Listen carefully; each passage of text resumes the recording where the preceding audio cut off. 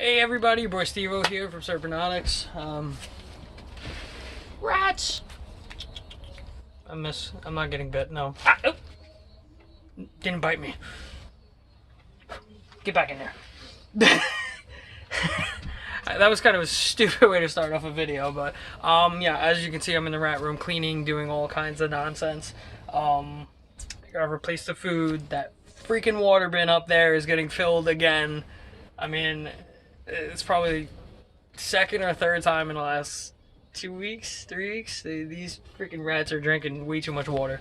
A couple weeks ago, I didn't have to fill it, and now I'm filling it again more rapidly. And I think it's because the temperature has been fluctuating in this room itself and elsewhere. So that being said, I'm just gonna get into this real quick because a lot of people have been asking about different size rats and whatnot, and I got a couple cute ones in here that are actually going to be going to wean soon. This is a little crazy cute one.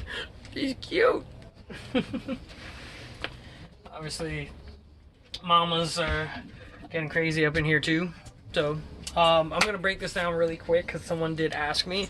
And normally I've been busy, so I don't post that much, and like I have personal stuff going on. But to break this down really quickly, I have 3 rows of these tubs.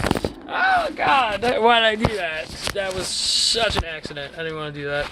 Sorry, if I can get it mounted back to where it was. Here we go. Oh yeah. Okay, now I'm backing up because I know I'm ugly. 3 rows, 6 tubs each, so 18 tubs. 3 females, a row. Well, row, or no, more than that. That's technically wrong because I have 54 females that are breeding. 3 males, and every week to 2 weeks I drop them down the tub. More than likely it'll be 2 weeks just so that the full cycle goes through, but usually depending on like how everything's going with the food, water, which I'm replacing right now in the middle of cleaning,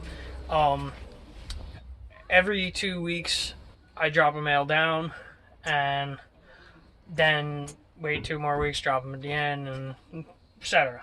So I have to clean regularly, add food and whatnot. I give them carrots to add a little variance in their diet, which is totally different. And I mean, I got babies in here. Like I lost a couple because the temperature's been fluctuating. And I mean, the heater is on to keep the room temperature balanced, but I mean, I have air going in and out to help with the smell. So I mean, it's pretty basic, explanatory. Like you're gonna lose some, you're gonna keep some. Like, I mean, it is what it is. But going back to the breeding part, breeding rats is very, very simple. If you keep them on a schedule, like, I mean, if I had another 9 rows of these at 6 tubs, that's literally, if I wanted to, just to save myself the hassle, I'll do, instead of doing it by this like way, I'm gonna do the rows by this way. And because I have 12, I would do the males 1 week per tub, because by the time he gets to the 12th tub and comes back to this very first tub, those babies are gonna be gone and out of the bin already, because that's literally that's a 3-month cycle in a long time. Like, I mean, I'm doing 2 weeks at a time, so if you think about 6 tubs, 12 weeks, so that gives them time to heal, recuperate, have babies, and etc. Now, if I just did that straight across at 6 rows high, I mean, you imagine the babies I would be bringing in if I had a little more space and whatnot. But I mean, breeding rats is very easy. You just gotta make sure they have the right foods, fats, and like proteins and everything, which I do recommend Missouri 6F, because that's what I use for myself. It's very good for them. And obviously you want to add some differences into variants of food, like throw carrots in once in a while, maybe throw something else like vegetarian wise. So obviously they only go cannibalistic when they eat each other for some reason, which does happen occasionally. For the most part, breeding, very, very easy. I mean, I can't go wrong. I got a bunch of... Yep, well, I got a couple cute ones right here. Let's see if I can get them in the camera. There we go. Very, very easy to breed. I get a lot of babies on the regular. The mamas are very good breeders. What you want to do is also, to help breeding, don't get ones that bite. I mean, it's hard to say that they're not going to bite, but rule of thumb when you're breeding rats, even if it happens to be an accident, or you might think it's your fault, if the female or the male, if they bite you, sorry, adios, you're done, finito. You gotta get rid of that rat, because you don't know if that's a genetic thing or not, because like rats are weird. Like apparently for most of my rats, most of them, 99% of them do not bite. I mean, even when they're being attacked by one of the snakes to get fed on, I see it because that's self-defense, but when I pick them up, play with them, they're not biting me.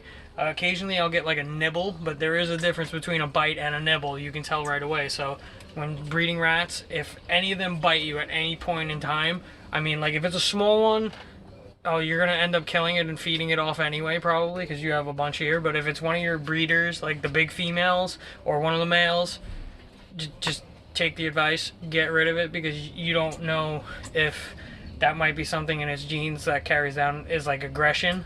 Apparently some people have figured out a way to breed the rats out of aggression.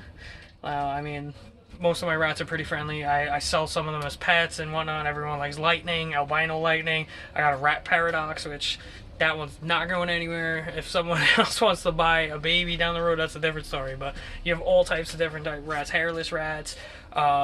There's like this double het recessive rat that's called the Rex. It's like half hairless and has a little bit of hair. It's called I think it's called Rex or something like that. You have you have an albino hairless rat. You have different pattern rats. Like, I mean, like obviously you got your common ones, and you see like, oh, everyone sees a rat, they're thinking like, oh, it's a white little lab rat. No, they come in all colors, patterns, and whatnot. And that's the one thing I also started getting into breeding rats, besides selling them to other people and myself for food, for my snakes or animals.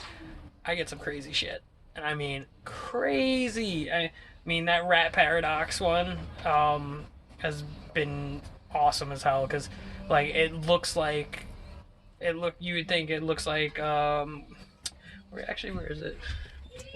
Well, no, she's nursing. All right, so I'm not gonna mess with her because she's nursing at the moment, and yeah, I don't want to mess around. Basically, a paradox rat, which is, it's thrown off. Most people don't realize this. I found out from a buddy of mine, and which is why I've kept this one, is the rat has dark red eyes. Like, they're almost blackish, but you could tell that there's the tint of red. Like, it's a very distinguishable tint of red that makes it like, it looks like a wine red, like dark wine. And then most of the rat is like all white, like it looks like an albino rat, but the eyes are really dark, and then there's one colored pattern on it, and it's like, yo, that's craziness. But I mean, lightning rats, albino rats, double albino, which is basically a fancy albino rat. I love it. So breeding these has been fun, and I mean, hopefully you guys learned something. I don't do camera stuff anymore outside of posting, but I post. I've been busy with life. Life is amazing. Yeah, I know I'm weird. Don't mind me, but I'm gonna get back to cleaning, filling up water, food. You know how it is. See you guys. Peace.